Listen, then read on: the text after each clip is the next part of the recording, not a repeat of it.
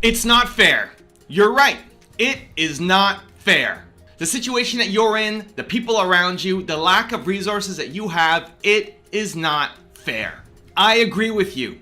So now what? Because you have a very important choice to make. The past does not have to equal the future. Where you started from does not have to be where you end up. All of your heroes overcame bigger obstacles than what's in front of you right now.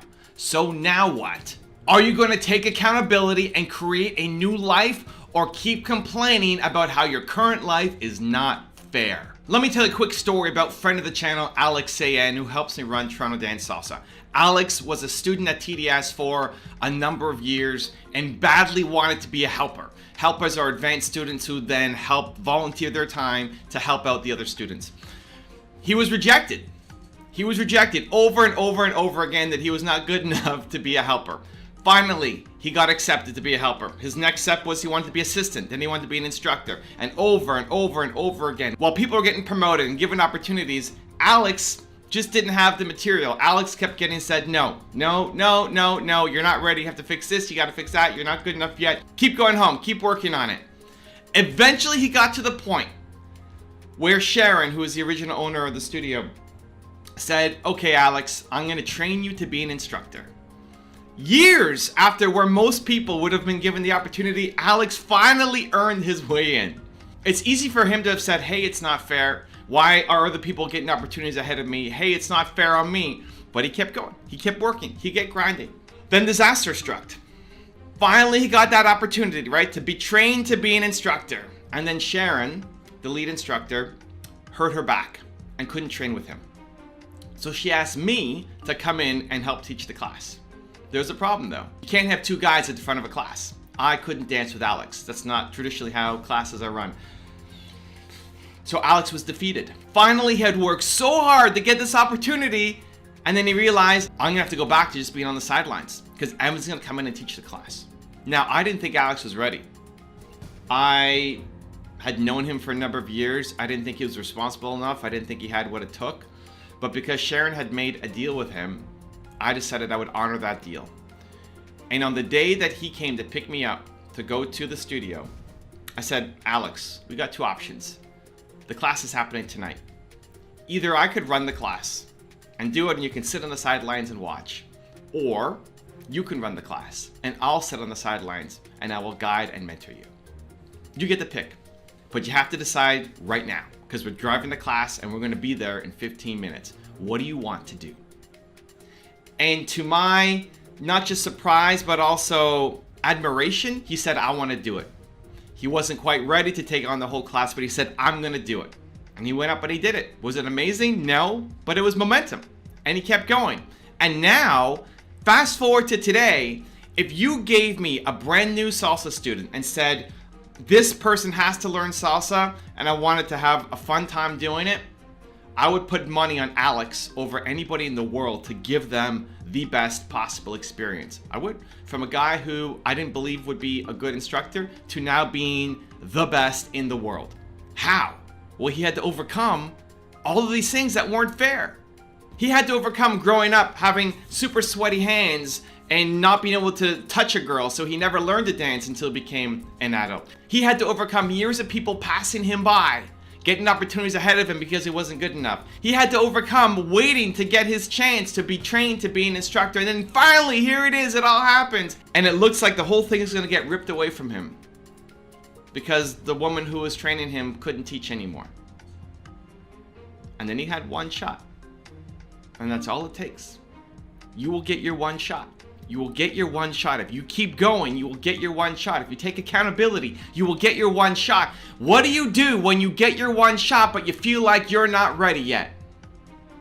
Because that's the pivotal moment where you can decide, I'm going to fall back to the life that I had, or I'm going to step forward into a brave new world that I don't know how it exists yet. And I'm scared, and I'm not ready, but I'm going to take it. But if Alex told himself, it's not fair that all these things have happened to me, he would never got his one shot. It wouldn't happen. And so I'm going to give you 3 ways that you can make Alex's story your story. That you can make every success story, every person you look up to, their success story can be your story using this 3-step process. Here we go. Step number 1, get clear on what you want. What do you want?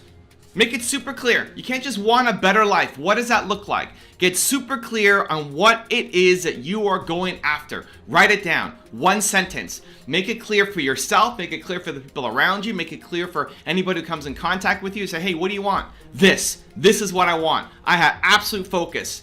And when people look at you and say, you're never going to do that, look at where you're coming from, that's okay, because you have direction. Right? The world gets out of the way for the person who knows what they want. You need to get clear on what you want.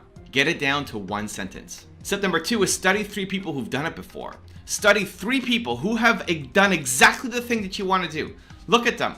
Look at how they started, right? Not how they're winning now. Amazing. Started. How did they get started? What were the obstacles they had to overcome? Because chances are they had to overcome a lot of obstacles. And in looking at their stories, it gives you 2 things. It gives you 1, motivation, to see where they came from to where they are now. That's motivation. And 2, it gives you tactics, gives you strategies, gives you ideas. You get to learn how they overcame those obstacles, that feeling of it's not fair, that feeling of I don't have the resources to help me go, and then boom, they go off and blow up. If Alex looked at Sharon, who started the school, Sharon started it as an adult. She didn't have dancing growing up. She started as an adult. She was the worst dancer of her friends when she started to learn. She was the worst. One of the first guys to dance with her left her in the middle of a song on the dance floor. For a lot of people, that'd be soul crushing. That would be, it's not fair. It's not fair. I didn't go to school for this. I didn't learn this growing up. I'm trying to learn this as an adult. I don't have what it takes. It's not fair. It's not fair for that guy to be so mean. It's not fair. Great. She said, you know what? Yeah, it's not fair, but I'm going to keep going. So study 3 people who've done exactly the thing that you want to do. Learn from them, get motivated by them, and use their strategies to work for you. And step number 3 is create CEO time. You need to create CEO time. CEO time means you're working on being the CEO of your business and your life. The CEO, that big goal that you set in step number 1, that demands a CEO. If you want that goal to happen, you need to step up and be the CEO of architecting that goal into existence. And so you need to have CEO time somewhere in your calendar. You need to pull out your calendar, however you're using it, if it's Google Calendars or Notebook or whatever you're using, and every week there needs to be a chunk of time, a window of CEO time. And in that time, you're going to be spending your absolute focus on driving that number 1 goal into fruition, creating it into existence. So when is that going to happen for you? Pull out your calendar and make it happen. If you're only spending half an hour a week on CEO time, well, your goal is going to come to you very slowly. Most of the world wakes up and has 0 CEO time. You're just in reaction complaining mode. So half an hour is better than nothing. But can you spend 2 hours, 3 hours, 4 hours, more? CEO time. Not reacting to people, not getting distracted, not working on projects that other people want you to work on. Every week, put into your calendar right now, block it off, put gates around it so people don't trample all over your time. You got to protect it. Because if you're not spending time on CEO time every week, you're not building the life that you want. If you want another Evan Rant video that just might give you the confidence you need, check it out right there next to me. I think you'll enjoy it. Continue to believe, and I'll see you there. Reminding yourself every day of how amazing you are, I think is one of the greatest gifts you can give yourself, and it's not about ego, it's about confidence.